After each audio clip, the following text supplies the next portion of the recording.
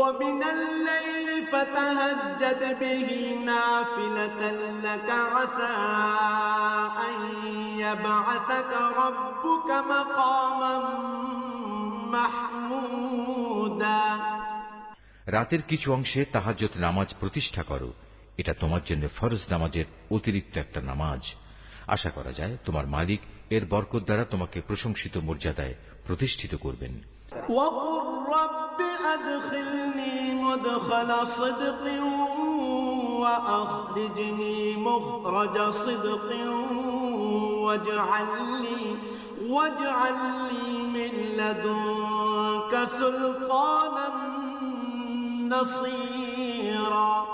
তুমি বলো, হে আমার মালিক, যেখানেই আমাকে নিয়ে যাও না কেন তুমি আমাকে সত্যের সাথে নিয়ে যাও, এবং যেখান থেকেই আমাকে বের করো না কেন সত্যের সাথেই বের করো।